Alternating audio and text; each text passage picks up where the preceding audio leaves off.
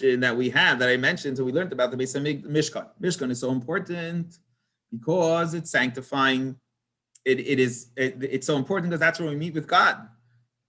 So what happens today? We have no Mishkan. Where is God revealed today?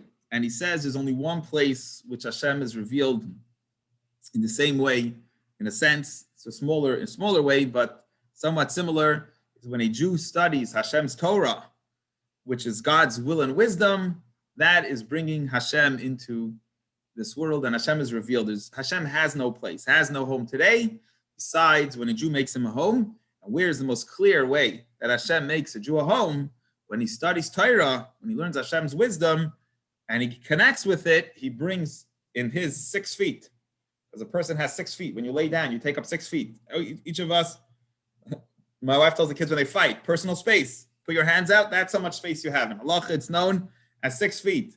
When you bring Hashem into this world, what's a revealed will and wisdom of God? That is when you study Hashem's Torah, especially Jewish law, because that is God's will. And that is the only place Hashem has revealed in the world, is through bringing Hashem into ourselves, into our 6 feet, into our 6 feet, into our personal space, and making that a temple for Hashem.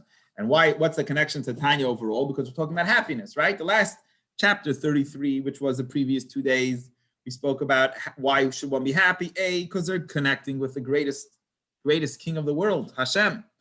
Hashem is in their personal space. That's what the whole point. They brought Hashem in. And 2, we're making Hashem super happy. And when we realize that we can make God so happy, it makes us happy too.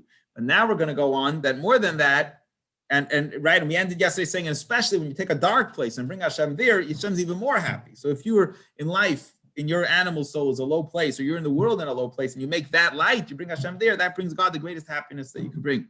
Today's Tanya continues that after the Beis Hamikdash, Hashem had a place, right? The whole purpose of the tent of meeting was to bring godliness, because Hashem says, I took you out of Egypt to dwell among you, but Hashem's not among us anymore because the temple was destroyed. So what happens now?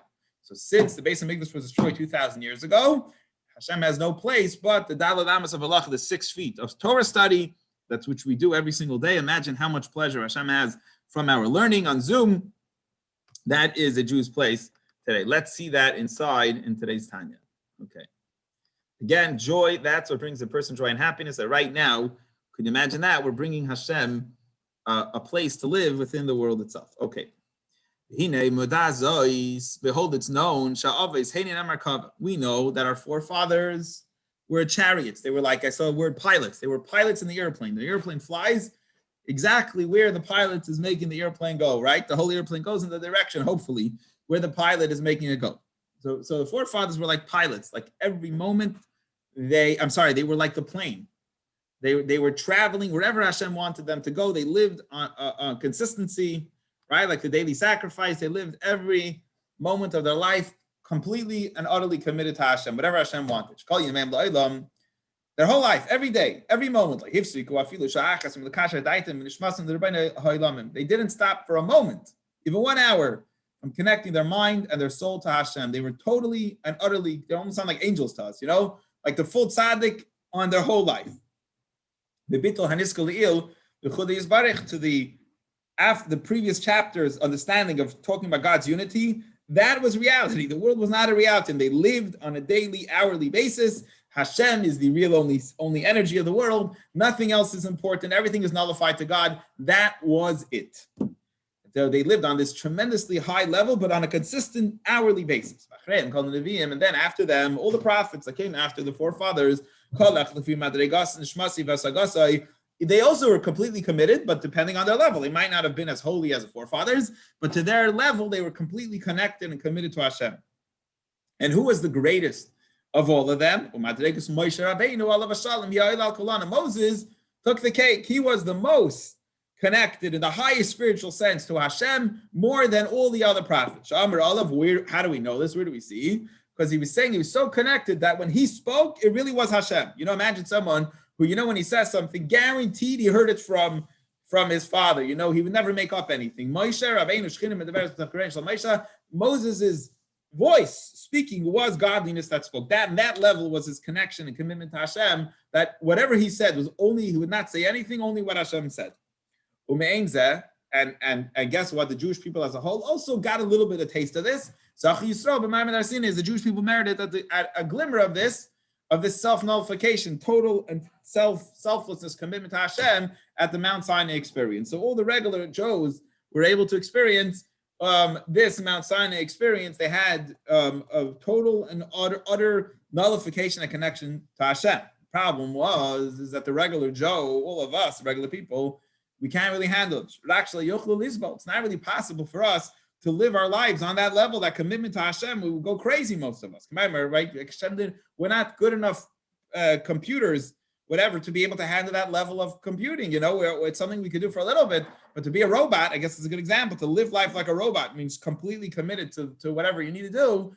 To be a real chariot is something that maybe will go crazy. So, like the rabbis of blessed memory said, that when they revealed that level of commitment, that level of experience, of holiness, their soul would leave themselves.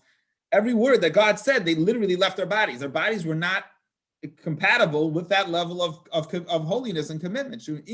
That level of nullification, they couldn't be that nullified. Like you melt before the sun, they just couldn't handle it. Which is total nullification. That was a revelation on Sinai, which they met. They literally could not handle it. Emotionally, mentally, physically, they couldn't handle it. And they expired, actually, every word, they expired. And God had to wake them up again because they weren't good enough robots for it. Therefore, Hashem said right away, which we just learned literally in today's Chumash, connects like so smooth at the Tanya in the Chumash. Hashem said, Mishkan. That's why Hashem said, make for me a tabernacle, make for me a Mishkan. And inside the tabernacle, the Mishkan, the tent of meeting, will be the Holy of Holies. And what's there? God's revealed presence is there. Which is the revelation of Hashem's oneness. Literally, that was a place which we could get in touch with God's unity. Like we'll explain at length later on, the uniqueness of the Holy of Holies. However, we got a problem now. So Hashem built his whole Mishkan to connect with us. However, what do we do? 2,000 years ago, the Romans came, they completely destroyed the Beis HaMikdash.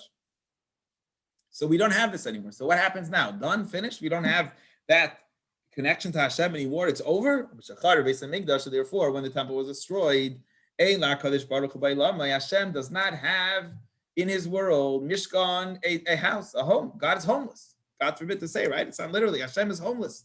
From when the temple was, who's homeless? Not us, Hashem. Mishkan and Machin, the Shitter, for him to live in, for his dwelling place, for him to express. What's a house? A house expresses who you are, right? You go into your house, you like this color paint, and you like to have a couch. Let's say you need a massage chair, whoever you are. If you're one of those guys with the sauna in the basement, you're that kind of guy. Your house expresses your personality, who you are. So the Mishkan was all built to the T, to the Amma, to the foot, to express Hashem in our world. But now we have Hashem has no place. So, there's no place of the unity. Where can we see in our world? Everything is hidden. Where do we see the unity of God? Ella arba amas halacha. Only where is Hashem revealed? In the 4 amas and the 6 feet. In your personal space, when you learn halacha, when you learn Jewish law, when you study and you learn Torah, you learn Jewish law. Right now, like we're doing now, we're literally making Hashem a place to live right now. Why? Because what is halacha? What's Jewish law? What's Torah study? That's the will of God. It's God's wisdom. What are we studying now? We're discussing God's wisdom. We could. How do we see God's wisdom? There's no way we can understand how God processes thoughts and stuff, but we see the outcome which came from God's wisdom, and that is halacha. That's God's will. And therefore, after the person meditates on the last chapter, on chapter 33, about the unity and oneness on God. But the problem is, you see, God's so one. He's unified. But can I really have a connection to him? He's infinite. How can I possibly understand him? So what do? So how do you make this world a place for Hashem? Good. You gave God real estate in your brain. You gave God real estate in your brain by thinking about the oneness unity of Hashem. But the problem is, so what? The fact is, I understand that he's infinite, he's one, but I can't really understand him because he's really infinite. So but this is what you got to do to understand him, to understand Hashem.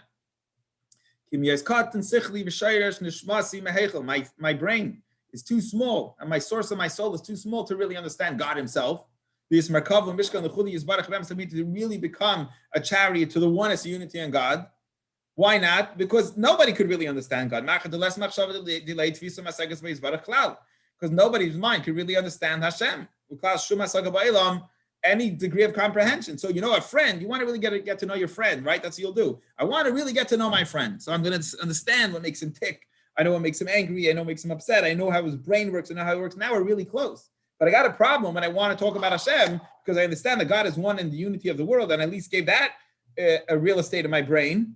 But I can't really understand him, how he operates. My friend, I can't understand, and I cannot even get close to the level of our forefathers, Abraham, Isaac, and Jacob, of what they understood in Hashem. So what do I do? So I do have one solution. So how do I make my brain into real estate for Hashem? How do I get in touch my 6 feet? How do I make that my personal space a house for Hashem? It's when you sit and study, work hard in studying Torah, according to my time, however much time I have, however much time God gave me. So I got to work a certain amount of hours. And I got to do this and that. But whatever leftover moments that Hashem gave me, made me free, by setting up permanent times.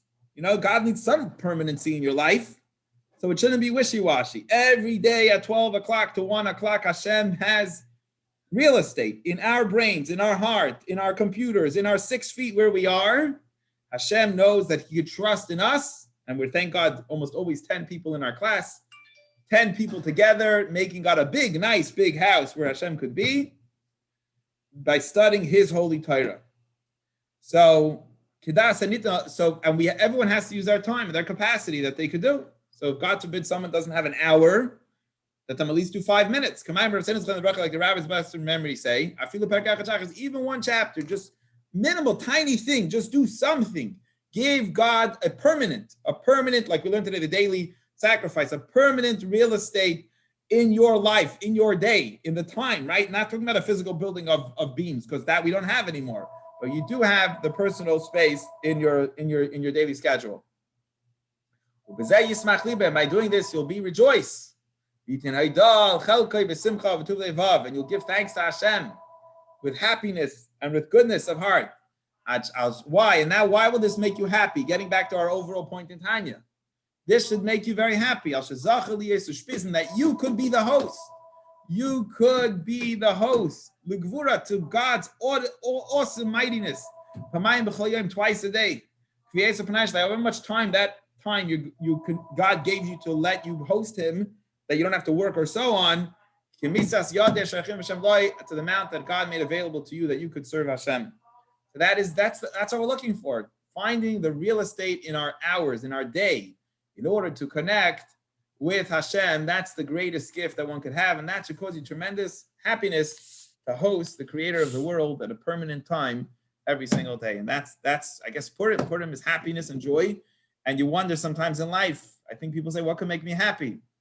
So he's saying, forget about the stock market for a little bit. Forget about other else. And that is the Tanya. That is the Tanya for the day. Any questions or comments on today's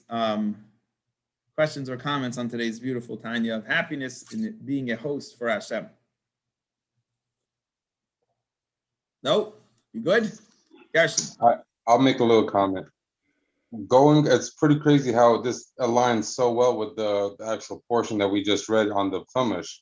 Because my question was going to be, verse 52, it says, you shall continually make burnt offerings for all your generations at the entrance of the tent of meetings before the Lord. This, even it's telling us in this parsha, in this Torah, that, this has to be continuously all the time. But even in this context, when you're just reading it in the text, he's saying it at this point in time when the Torah was giving and God was revealing Himself, He was really kind of limiting it in the tent of meetings. But now we don't even have the tent of meetings. It's so much more available. I agree with you. I like what you're saying. It's not. In other words, we're going back to the Mount Sinai experience. In other words, the Mishkan, the temple, confined God. And now that the temple's destroyed, now we're going to go back to Mount Sinai experience, which we have to feel it within ourselves. I love it. I thought that's a thought I had. I think that's great. That's the conclusion I came to also. Yeah. So in a sense, the Mishkan was made as a minus because you couldn't keep on the level. And now he's telling us, no, try to reach the level of Mount Sinai. It's a beautiful thought. I like that. Everybody, it's accessible to everybody at any moment. Like you said, he sets up this free time for you. Don't look at it, oh, it's my free time, let me go put on the game, or, you could do that too. But if you have that specific time set up that you had in your mind that you wanted to do something positive and bring, like you said, host God, I mean, what's more greater than doing that? Exactly. Like, I don't care what you're doing. Very good. Excellent, Gershon. Thank you. Okay, I think Eyal and Ira both wanted to add to the discussion here. Love to hear what they have to say. Eyal, you wanted to say something? No, I just wanted to put a little request, if you don't mind. Yes. On the holidays, can we have like an extra kind of session for the holiday that will like give us customs, a little bit of enlightenment on things and stuff that we can do? Maybe so we can understand the holiday better. It's a very good idea. I mean, it's Purim today. And in some places, they saying Purim is that Purim is Kippurim, that you can even change, decrees that put on you on Yom Kippurim. You can even change those and release those, which is a very big thing. But I doubt a lot of people are aware of it or know about it or know how to do that. I don't know how to do that. I would love to learn how to do all those things. Yeah. So we had a little thing last night. Only a few people got together. We said a lot of l'chaim, but we gotta open it up. We gotta, with Corona, we were like very careful. But I think it's a good idea. I think we want to get back into our Thursday nights, Fabrengens, l'chaim's Fabrengens. And I think that's the live. We should do that. We actually spoke about that last night. Kippurim and Purim, we spoke all about that last night. So, I agree. We should do it. Okay, so we'll do something. We should have more of that. And I think we'll try to do. Yes, I think it's a good idea. We'll try to do something Thursday nights on a preparation for Pesach, maybe going forward. Awesome. Yes. Okay. Cool. We'll do it live. Those who are here, we can do that live. Very good. Thank you, Eyal, for bringing that up. Perfect. Thank you. Yes, pleasure. Ira, what's up? I just want to clarify, maybe I missed it. So during the time of the Holy Temple, Beit Midrash, when you wanted to pray to God, you would have to go to the temple and you didn't have access to him like we do today, because is that... You're very far away, but I'm thinking of making out your question. Your question is, tell me if I'm correct. Your question is, your voice just sounds very hard to hear. I believe you said that in the times of the temple, if you wanted to connect with Hashem, would you have to go to the temple versus today, which is like, I guess, a little bit easier, right? Is that your question? Yes. Shaking with the head, yes. It's a very good observation, I think. You're 100% right, I think, in your observation, in the sense that 100% right, in that we did not have prayer. The whole structure of davening, which we have today, we did not have back then. If I understand correctly, the Amidah prayer was made up in the beginning of the Second Temple, by the Anshe Knesset Agdayla. So, I mean, we had Shema. Shema is a commandment to say twice a day, but the whole Amidah and the whole structure of the Siddur we didn't have. So the whole prayer that we have today, that we sit for hours, really, we have it because we don't have the temple anymore. So we're kind of trying to fill in until we get the Beis Hamikdash back. We're filling in for all the sacrifice and stuff. But yes, it's interesting. Notice the 2 daily sacrifices that we spoke about in the Chumash class earlier. Every single day we brought 2 daily sacrifices. That was it. That was the main thing. And I guess you would daven maybe what's in your heart, or you would daven for a few minutes. You know, the original mitzvah of prayer, there's a whole discussion between the commentaries, but the original mitzvah of prayer is actually to daven to Hashem when you have a need. as the need comes, not like here. So it wasn't at all structured like it is today, telling you what to say, when to say it. You know what I mean? Like it wasn't nearly as structured as it was today. It's just an interesting difference to compare the two. Very interesting difference between the two. Later on, it came, all the prayers were written because people didn't know what to say. They started losing their ability to speak. We didn't have the sacrifices and stuff. And then that's where there was formulated a lot of the ideas of prayer. But yeah, there was one shul, I guess. You were not allowed to bring a sacrifice anywhere else. Like that was the one when especially when the Beis Hamikdash was built, you had to bring it in one place. You kind of imagine everyone had to daven in one shul, right? You had to there was only one place that you could bring a sacrifice. At least when they built the temple, the Beis Hamikdash, you couldn't bring sacrifices anywhere else. And the sacrifice was the biggest part of our prayer, was an action more than saying words and so on, which the Shalom of Parnam Sefasenu, today we say a lot of words to replace that. So I'm answering your question, Ira. Yes, you're noticing a very interesting difference between service of Hashem then to service of Hashem now. It seems kind of... I can't hear you. Can you talk closer to the phone? Can you hear me now? Can you hear me? A little better, yeah. It seems like counterintuitive though, because you would think when Hashem was in our presence with the Holy Temple, he would be easier to access whenever you wanted to. I don't know. It just doesn't. Listen, we still wore tefillin. No, listen, we still wore tefillin and we still prayed, but maybe we didn't need as much prayer because you actually. Right. You didn't have the sitter and everything because, like you said, that's because correct. You have the temple. So I mean, right. Prayer, was a lot quicker. Prayer was shorter, was a lot quicker. Right, but I guess my question is... You probably put on tefillin and said Shema, you know what I mean? Something like that. Would I be able to put on tefillin at home and talk to Hashem, pray to Hashem? Yeah, yes, yeah. I don't know if they had minions like today. Okay. Correct. I think it was more like a butcher house, the Temple Mount. You know what I mean? That's what it was. I don't know, but I have to check it out, but I don't believe I don't think they had minions like we have today. Definitely not with the Amida and that whole thing originally. I don't know how often people would come. There weren't a lot of come when they were even impure. They had to make sure they're pure, and then they came into the thing. But they definitely had tefillin, and I believe they had Shema. Also, they had to say Shema. That was commanded actually when they went into Israel. That's actually wasn't even a rich Shema, I believe. Was later on, was commanded by Moshe when the Jews would go into Israel, they would have to say Shema twice a day, but it probably wasn't even Shema originally. So kind of everything evolved. Right, because didn't you have to make the pilgrimage only 3 times a year to the temple? So yeah, that was the minimum requirement, correct? Right, so the rest of the time you would just put the tefillin on at home? I guess so, yeah. Pray to God? Yeah. Okay. Yeah, I don't know that they had the 10, you know what, I don't know, maybe they did, but I don't see anywhere that they had the 10 people coming together 3 times a day kind of thing. It was maybe more a Corona experience, you davened at home. It wasn't the shul kind of experience. Today we have the shul to replace the Beis Hamikdash, but maybe like during Corona, we went back, and maybe it's like Gregory said before,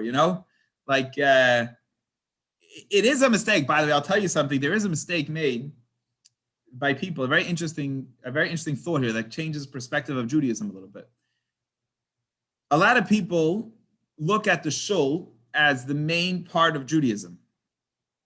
And that's why sometimes they'll be Jewish in shul, but at home they won't.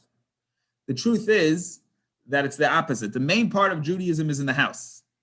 How to keep a kosher kitchen and how to keep Shabbos at home and how the mezuzahs and everything at home. That's the main part of Judaism. And the shul is only to inspire us to keep Judaism in our house.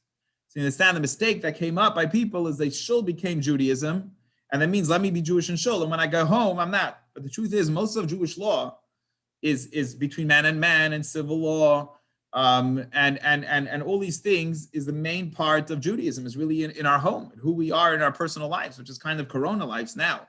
The shul is not only, but it's there to inspire us so that we could be good Jews during the entire time. So in a sense, right, this is giving you that perspective. This is where you're going. If the tabernacle was the main, the Mishkan was an important place where to meet up with Hashem, but really we needed to live our daily lives as Jews, not to have that dose. And that, in other words, we make a big mistake today by creating that's why some people feel if I don't have I'll give an example. I'm going to bring in here differences between observant Judaism and other areas. So people who know, they go to observant traditional Judaism. We don't do bat mitzvahs for the girl, but the girl doesn't read from the Torah. That never was the custom. That never happened. We're not changing the tradition, and the girl doesn't read from the Torah.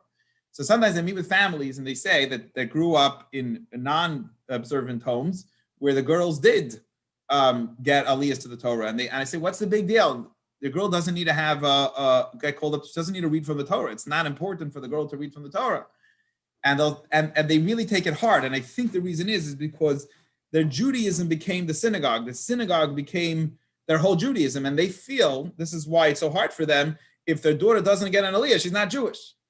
You understand what I'm saying? If she doesn't have her bat mitzvah with reading from the Torah, she's missing what to them. That's that's what makes them Jewish. Meanwhile, what makes a girl Jewish?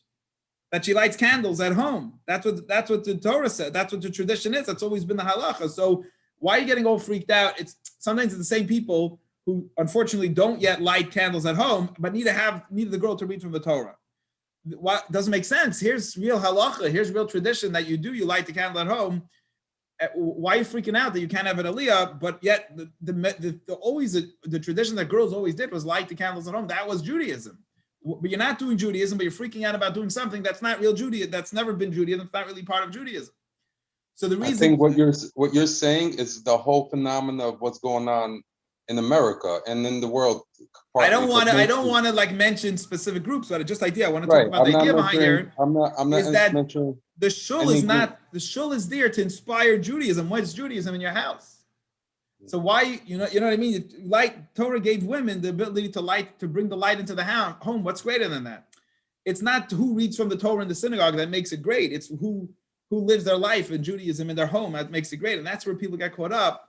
And that's where they're having such a hard time. I can't get an aliyah for a girl. Now I'm not really, what makes me Jewish? That doesn't make you Jewish, because not just because you're not supposed to get an aliyah, because that's not actually what makes you Jewish. Being bar mitzvah, even for a boy, bar mitzvah is that he puts on tefillin. Doesn't matter where, at home or in shul, whatever it is. It's not where you are. It's really about keeping Judaism as a person, not about the location. We've kind of made it, and maybe we learned from, unfortunately, other religions or churches or so on, that their main, I'm not sure about this, but I think their main focus on their religion is the church, is their house of worship, is really mainly where religion takes place. That's not how Judaism views religion. Judaism views religion as personal. It's part of your life. It's who you are. And the going to pray at a location is only to inspire the rest of yourself. So maybe we've unfortunately picked up from other religions some ideas that we've been bringing into our own life. So I wonder, Rabbi, when the third temple is built, if we'll keep some of the traditions that we've had, the minyan and individual shuls and everything like that. Oh, so that brings to Ayal's point about Purim. Good, you're bringing me right into Purim here. They say that a lot of the holidays will not be important anymore when Mashiach comes. Will go away. Well, the fast days, a lot of the stuff, and because we'll be so spiritually high, the holidays will be on a lower level. And they say that one holiday that will be there even when Mashiach comes, maybe the one holiday that will still be there is Purim. Even though Purim's a rabbinic holiday, it's really such a high energy. It's Hashem revealing himself in the physical world. It's so powerful that Hashem could do that, make it look like nature and be so much higher, that's the greatest energy. And that will be the one holiday that will be there actually when Mashiach comes. So you're right, Leah. There will be holidays officially that will go away because it won't be necessary anymore. Things might shift. But the one holiday that will always be there will be Purim, which is fascinating idea that's mentioned. Yeah, that's for you, a little bit for you. I think you may have even mentioned that. Okay, I got to run. And I want to wish you all a happy Purim, joyous Purim. Make sure to be joy, because you're a much better person when you're happy, and you're much more successful in life when you're happy, and you have much to be joyous for. Say what? Just the fact that we just now made our hosts, the creator of the world, the greatest thing in the world, revealing godliness where we are, and we do it every single day. We give Hashem home every single day with our class. That's something to be happy about, and we should bring happiness not just to ourselves but the people around us. Bring some real simcha, really happiness to the people in that we come in contact with. And we'll see you all on Sunday. Shabbat Shalom. Shabbat Shalom, 12 o'clock on Sunday. We'll see you all soon. Take care, everyone. Good job.